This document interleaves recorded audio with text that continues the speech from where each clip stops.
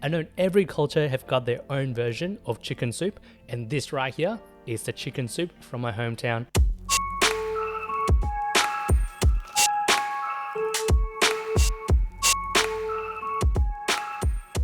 Happy New Year guys, how's it going? Welcome back to Sam Kitchen, where I bring to you budget-friendly recipes with sustainability in mind. It's a brand new kitchen, it looks so different. Yes, we've moved, everything is still kind of up in the air. We've been so busy, the kitchen is mostly empty, but I miss you guys, so I want to jump on here, make a video and kind of just share with you what I've been eating, how life is going, and obviously continue to share my frugal and sustainable kind of ways of living. I want to share with you my version of chicken soup. It's hearty, it's warming, it's nutritious obviously, and I'm going to show you how we can make it on a budget. So that's enough said, and let's get cooking. So behind us, we've got our three main ingredients. Obviously we got our chicken. I got some cooked rice, just happen to have some in the fridge, but obviously you can cook it from raw if you don't have any cooked rice. And last but not least, one of the key ingredients, we got some garlic. I'm going to throw in maybe a head or 2 heads of garlic. This is going to give it a really nice earthy flavor. So the first thing we're going to do, we're going to take our chicken apart. So starting off, we've got our bowl here. Just going to open this up. If you got your chicken from supermarkets like I did, unwrap your chicken and make sure you take out the absorbing pads in the packaging. We'll put these aside in the bowl for now. I like to start with the chicken wings because they tend to be a bit pokey. Open up the skin to see the joints. Follow the muscle grains and cut through the joints to get the wings off. Next, flip the bird over and we do a similar operation on the thighs. Cut through the joints. And here, I like to preserve this piece of meat called chicken oyster by digging my fingers in to get them off the bone. Fun fact, these are super flavorful. Japanese yakitori literally sells skewers and skewers of them. The biggest reason I butcher my own chicken is cost.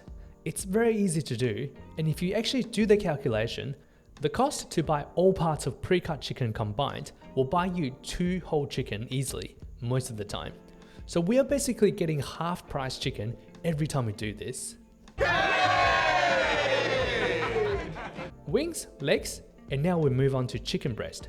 Slash it open down the middle and just follow the rib cage to get the chicken breast off. Use your offhand to peel the flesh away and let the knife do the work to get it off the bone.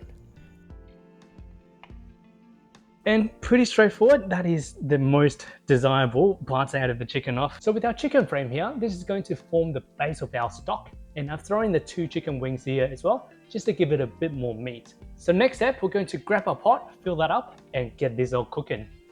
Grab a stock pot or Dutch oven, load it up with water, and bring it to the stove to boil.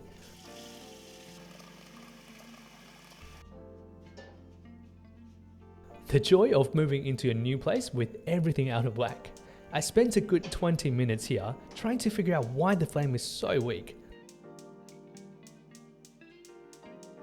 Just to figure out the gas hose had a bent down the back. Anyway, pot on medium to high heat until boil. Once it's up to temperature, drop the chicken frame and wings in. First step is to cook out the impurity. Mostly just the blood and gunk that will get cooked out with the initial boil.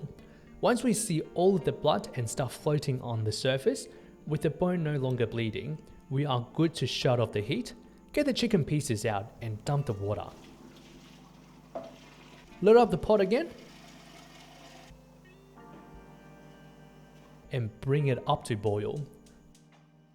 While we're waiting for the water to boil, we're going to smash our garlic to release that allicin enzyme to release more flavor and more nutrition. Use the side of the knife and smash our garlic. Peel the skin away. Don't forget to compost them. Now the pot of water is back to boil. We put the chicken pieces back in.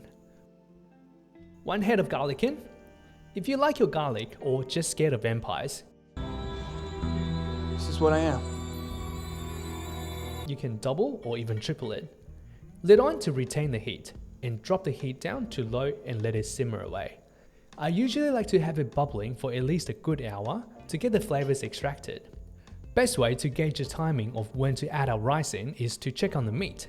This is at about 20 minutes mark. Our chicken meat is still tightly gripping onto the bone, so we let it go for a little bit longer. At around 40 minutes mark, we can see the meat is slowly coming off.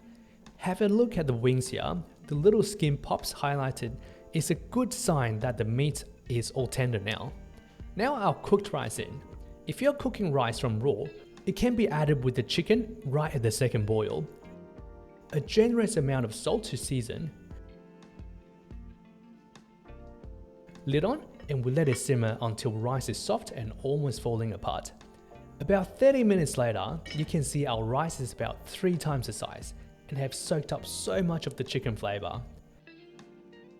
And the garlic, boys and girls, is just melting away. Last step, we get the chicken pieces out to cool down to a handleable temperature. And then we harvest the meat off the bone. They should come off without any resistance given the cook time. To dish up, grab a bowl and load it up with our chicken congee. Top it with a generous amount of chicken meat.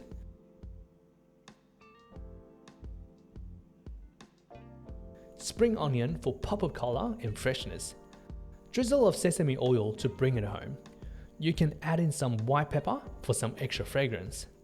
The cost breakdown is right on the screen here. This pot of chicken congee costed us $1.59 to make, and it's enough to make about 4 people really full and really happy. Alright, and there we have it. That is our chicken congee done right here. Going to dive in, give it a taste, and share with you my honest opinion.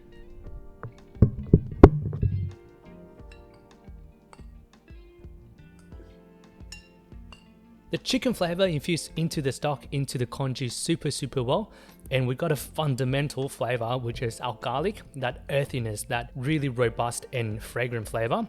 Sprinkle of spring onion on top brings it that freshness. The drizzle of sesame oil just wraps it up so well and completes the dish. I know every culture have got their own version of chicken soup, and this right here is the chicken soup from my hometown, from Taiwan, where I grew up. This, in my opinion, is the best way to use up chicken frame. All of the flavor coming from the bone get perfectly infused and cooked into the stock, and all the meat on the frame, we peel them off and they all get consumed. Nothing goes to waste. And that wraps it up for today. I hope you enjoyed the content. I hope you give this a try. I'm super excited what I can bring to you in my new kitchen, and you can be reassured that I have more budget-friendly recipes coming your way. Thank you so much for watching, and I will see you in the next one.